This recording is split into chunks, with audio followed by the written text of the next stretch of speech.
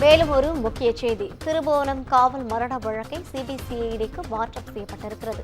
இளைஞர் அஜித்குமாரின் மரண வழக்கை சிபிசிஐடிக்கு மாற்றி டிஜிபி சங்கர் ஜிவால் உத்தரவு பிறப்பித்திருக்கிறார். இளைஞர் அஜித்குமார் விசாரணைக்கு அழைத்து செல்லப்பட்ட போது காவலர்கள் தாக்கியதால் உயிரிழந்ததாக புகார் எழுந்தது.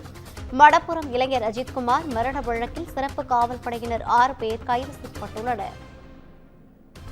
தற்போது கிடைத்துள்ள முக்கிய செய்தியை பார்த்துக் கொண்டிருக்கிறோம். திருபுவனம் காவல் மரண வழக்கு சிபிசிஐடிக்கு மாற்றம் செய்யப்பட்டிருக்கிறது. இளைஞர் அஜித்குமாரின் மரண வழக்கை சிபிசிஐடிக்கு மாற்றி டிஜிபி சங்கர் ஜிவால் உத்தரவு ஒன்றை பிறப்பித்துள்ளதை முக்கிய செய்தியாக பார்த்துக் கொண்டிருக்கிறோம். இதுகுறித்தான கூடுதல் விவரங்களோடு இணைக்கிறார் நமது செய்தியாளர் சுப்பிரமணியன். வணக்கம் சுப்பிரமணியன், கூடுதல் விவரங்களை வழங்கலாம்.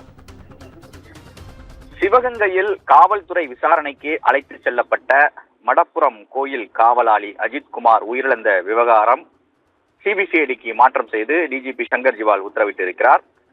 தமிழகம் முழுவதும் பெரும் கொந்தளிப்பை ஏற்படுத்தி இருக்கக்கூடிய இந்த லாக்அப் டெத் தொடர்பாக 5 காவலர்கள் கைது செய்யப்பட்டிருக்கிறார்கள். அது மட்டுமல்லாமல் இதற்கு முன்னதாக 6 போலீசார் பணியிட நீக்கம் செய்யப்பட்டிருக்கிறார்கள். பிரேத பரிசோதனை அறிக்கை அடிப்படையில் மரண வழக்கு கொலை வழக்காக மாற்றம் செய்யப்பட்டு திருபுவனம் போலீசார் விசாரணை மேற்கொண்டு வந்தார்கள். இந்த நிலையில் இந்த வழக்கு சிபிசிஐடிக்கு மாற்றம் செய்யப்பட்டிருக்கிறது.